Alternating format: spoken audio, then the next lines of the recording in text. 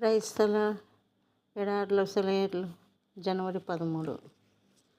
మనను ప్రేమించిన వాని ద్వారా మనం వీటన్నిటిలో అత్యధిక విజయం పొందుతున్నాము. రోమా 8:37. ఇది విజయం కంటే ఇంకా ఎక్కువైంది. ఇది ఎంత సంపూర్ణ విజయం అంటే మనం ఓటమిని, వినాశనాన్ని తప్పించుకోవడమే కాక మన శత్రువుల్ని తుడిచిపెట్టేసి విలువైన దోపుడు సొమ్ము చేజిక్కించుకొని అసలు ఈ యుద్ధం వచ్చినందుకు దేవునికి కృతజ్ఞత చెప్పేలా చేసే విజయం. మనం అత్యధిక విజయాన్ని ఎలా పొందగలం? మనకు వచ్చిన సంఘర్షణ ద్వారా మన విశ్వాసాన్ని కట్టుదిట్టం చేసి మన ఆత్మీయ వ్యక్తిత్వాన్ని స్థిరపరిచే ఆత్మీయ క్రమశిక్షణను ఈ పోరాటాల మూలంగా పొందగలగాలి. ఆత్మీయ జీవితంలో మనం వేళ్ళు పాతుకొని వర్ధిల్లాలంటే శోధన అవసరం. కొండలోయల్లో వీచే బలమైన గాలి, ఆ కొండల్లో పెరిగే దేవదారు వృక్షాల వేళ్ళు లోతుగా పాతుకుపోవడానికి కారణమవుతుంది. మన ఆత్మీయ సంఘర్షణలు మన పాలిట అద్భుత ఆశీర్వాదాలు.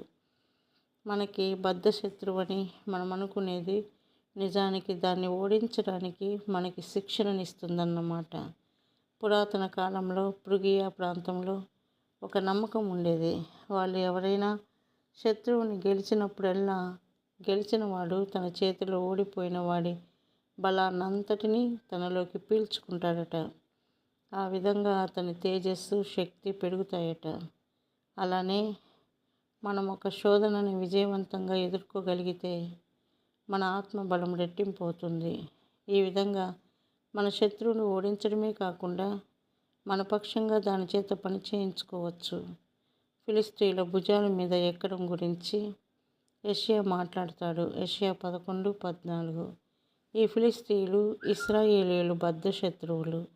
అయితే ఇక్కడ అంటున్న దాని ప్రకారం ఇశ్రాయేలీయులు వాళ్ళని జయించడమే కాకుండా తమను ఇంకా మిగిలిన విజయాలు పొందడానికి వాహనాలుగా వాళ్ళను ఉపయోగించుకుంటారట.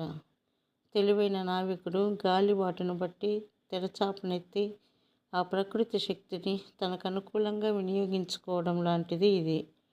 అలాగే జయాన్ని అనుగ్రహించే దేవుని కృప మూలంగా మన ఆత్మీయ జీవితాల్లో మనకి విరోధంగా అనిపించే వాటిని అనుకూలంగా మార్చుకోవడం మనకి సాధ్యమే.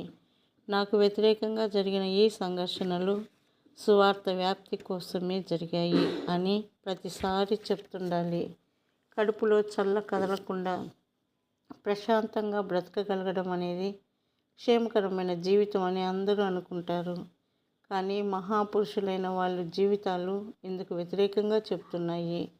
కష్టాలను భరించగలగడమే మనిషిని ఉన్నతుడిగా చేస్తుంది. కేవలం బ్రతుకు వెళ్ళబుచ్చడానికి శక్తివంతమైన నిండు బ్రతుకుకి తేడా ఇదే.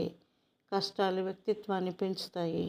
మా ద్వారా ప్రతి స్థలమందును క్రీస్తును గూర్చిన జ్ఞానం యొక్క సువాసనను కనుపరచుచు ఆయన యందు మమ్మను ఎల్లప్పుడూ విజయోత్సాహంతో ఊరేగించుచున్న దేవునికి స్తోత్రము.